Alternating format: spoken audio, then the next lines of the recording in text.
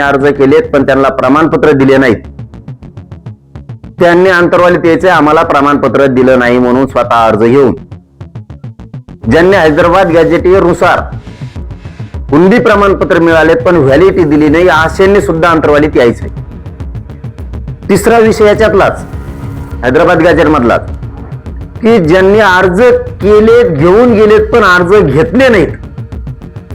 कोणत्या अधिकाऱ्यांनी घेतले नाहीत? अर्ज केला होता त्यांनी अर्ज घेऊन आंतरवाली यायचे. हे हैदराबाद गॅजेटचे 3 विषय सांगितले तुम्हाला. Clear clear.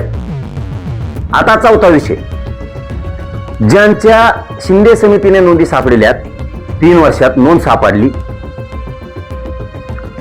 पण त्यांना कुंडी प्रमाणपत्र दिलं नाही. नोंद असू ना पुढं तुमचे महसुली पुरावाचा नाही, आमकच नाही तमकच नाही म्हणून नोंद असून तुम्हाला दिलं नाही किंवा तुमची वंशावळ जुळली नाही किंवा काही कारण सांगितलेत अधिकाऱ्यांनी, ज्याची नोंद सापडली त्याला प्रमाणपत्र दिलं नाही, त्यांनी सगळ्यांनी आंतरवालीला 28 पासून यायचंय अर्ज घेऊन. अर्ज स्वीकारायला पोर आंतरवालीत मंदिर आपल्या मंडपात बसलेले आहेत.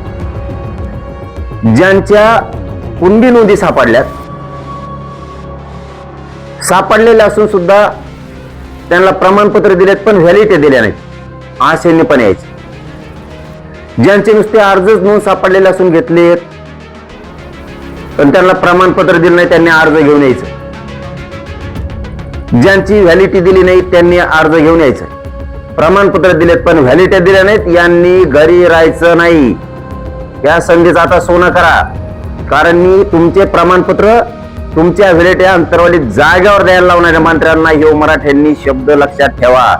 घरी बसून लेकरांचं वाटोळं कोणी होऊ देऊ नका. ही पिढ्यांना पारचं कल्याण आहे. हे विषय तुम्हाला आता क्लिअर केले.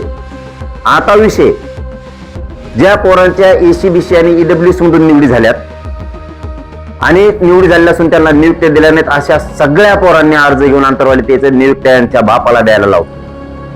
जर कोणी याच्यातलं कोणी एसीबीसीतलं ईडब्ल्यूएसचं एसीबीसी जर कुठं नोकरीला असेल, कुठं कशात असेल, त्याला येता नाही आलं, त्याने त्याच्या घरच्या भावाला किंवा वडिलाला कोणालाही आंतरवालीला अर्ज घेऊन पाठवायचा. काम उस्तर वापस जायचं नाही. मी बार बार कवर लढू बा, मी सारखं कवर लढू बा. तुमच्या लेकरा बाळासाठी मी सारखं लढतोय, बार बार लढतोय. तसं तुम्ही सारखं यायचं, बार बार यायचंय, हे लक्षात ठेवा. आपले छत्रपती शिवराय एकदाच लढले नाहीत, सारखे लढलेत म्हणून आपल्या सुखाचे दिवस आले. नोकरीला जा तुम्ही, तुम्हाला नोकरी लागल्यावर तुम्ही एकच दिवस जाता का रोज जाता? सारखं बार बार जाता?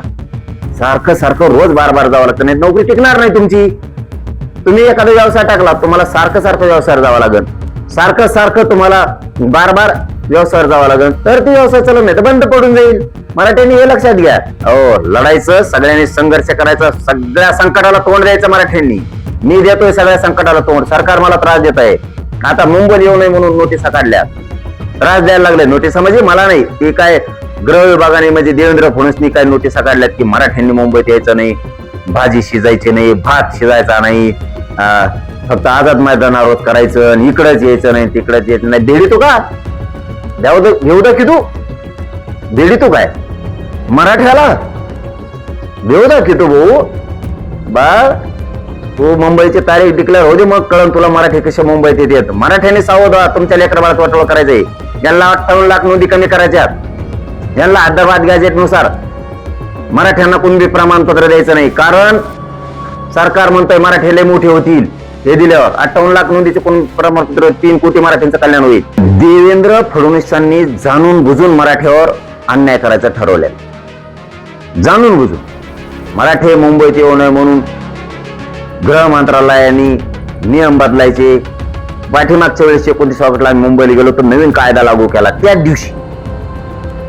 म्हणजे जर तुम्ही आंदोलन काही केले तर तुम्हाला दहशतवादी ठरवता येईल असा काहीतरी कायदा त्या दिवशी मंजूर केला. त्याच दिवशी आम्हाला जायच्या दिवशी. आता आम्हाला जायचंय मुंबईत, न्याय मागायला यायचं नाही. गोरगरीब जनतेनं, गरिबांनी मुंबईत जायचं नाही. तुम्ही म्हणता भडकवून भाषण करू नका, नामकं करा, की भडकवूच नोटीस ना. नियम काढलेले गोरगरीब जनतेवरती मुळावर घाव घालणार येत नाहीये. नियम काढलेले तुम्ही. मुंबईत आमचं ठरलं, जर आमचं ठरलं तर मी मुंबईत जाणार आणि कोण अडीतोय ते बी बघतो आणि कोण वर्षा बंगल्यावर बी आंदोलन करून देत नाही ते बघतो ना. आझाद मैदानला कोण करून देत नाही ते बी बघतो आणि रस्त्यावर आंदोलन होणार. तुम्हाला काय वाकडं करायचं करा आमचं, आम्ही बघतो तुमच्याकडे. अन्याय करता का आमच्या दबाव आणता? आम्हाला कशामुळे तुम्ही चिडवायला लागलात? कशामुळे आमच्या गोरगरीब मराठ्यांच्या लेकराचा तळतळाट घ्यायला लागलात तुम्ही? हा, तुम्ही मराठी कच्चे समजता का? आम्ही आमच्या मर्यादेत होतो की शांततेची मर्यादा सोडायची नाही. तुम्ही जर प्रत्येक वेळेस आम्हाला डोचणार, आमच्या काळजात घाव करणार, तर तुमच्याकडे बघतोच बरं कोण कोण आडीत आहे ती.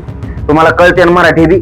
बघा तुम्ही आता 40-45 लाख गाड्या मुंबईत घुसणार आहे.